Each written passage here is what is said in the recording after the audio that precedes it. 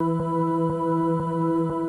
can I do to help the planet or help the climate crisis? We think design for safety means design for human plus design for environment. When we first got into our first Zoom meeting and realized that we were an all-female team, we were so excited.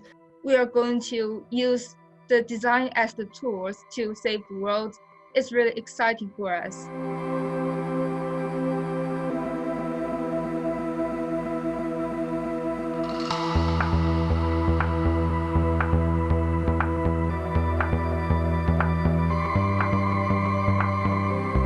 So a lot of our initial discussions were focused around trying to break down what it means to have good leadership.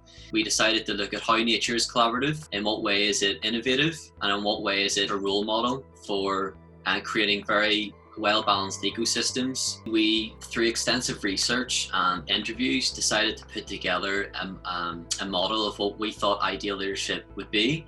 And I thought of it sort of having the form of a cube, a space that was in nature, where people could come and have an interactive and collaborative experience that would allow nature to be present, but also people to try and mimic nature itself.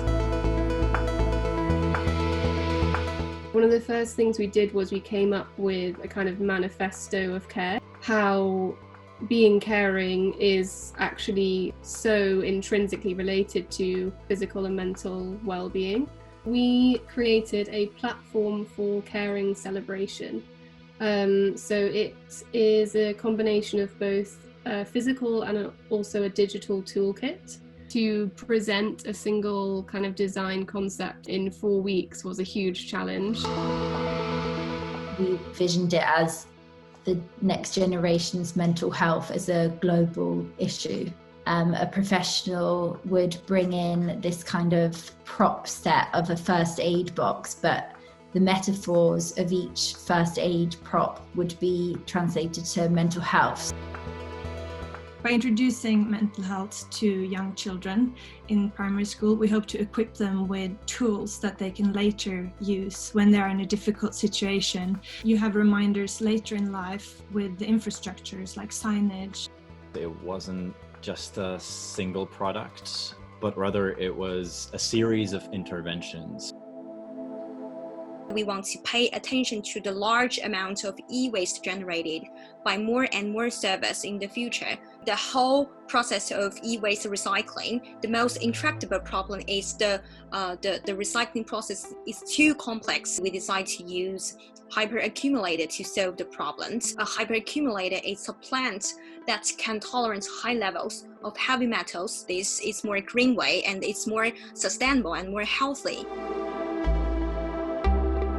We started by having a look at places where misinformation or lack of information was causing harm to people. Ultimately, we found that our interest was in air pollution. So we've developed a low-cost air quality sensor which is paired with an app. And this app has a massive emphasis on social media.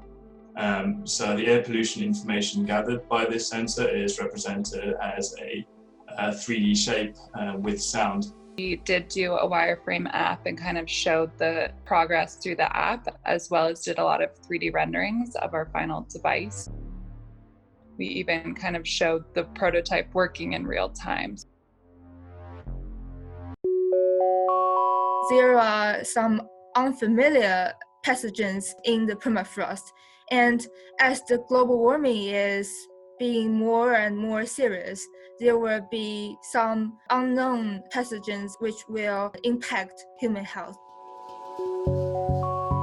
So to examine the effects of permafrost thawing, we want to create a drone to take the place of the scientists to do this experiment.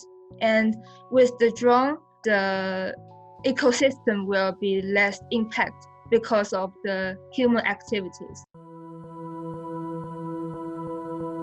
Lima, Peru has been ranked as the most unsafe city for women to travel alone in. Our team's proposal was to centralize the informal transport system in order to provide drivers with set wages and allow buses to be safer environments for women traveling to and from their jobs. We're working with local organizations to select reliable bus drivers and also to identify necessary bus routes. We're creating an app that has a driver interface as well as a passenger interface. The final idea is that it will sustain itself through both ticket sales and advertisements on buses and at bus stops. And we're looking into how we can create an organisation from our idea. It sort of shows you that, I guess, you're on the right path to doing something that could potentially have an impact. We had so many ideas. I think our tutors said that was maybe one of our positives and negatives, is we weren't lacking in ideas. Thought to myself, like, yeah, this is what I could do for the rest of my life, is work in a sector like this. It's a great honor for us to be chosen as the finalists. All the boundaries are taken away. And so that is actually a really exciting prospect. To take really mad thoughts and someone to be able to sit down and take you seriously. So when you get given a project that allows both of those things to try and come to some sense of fruition, that's pretty amazing.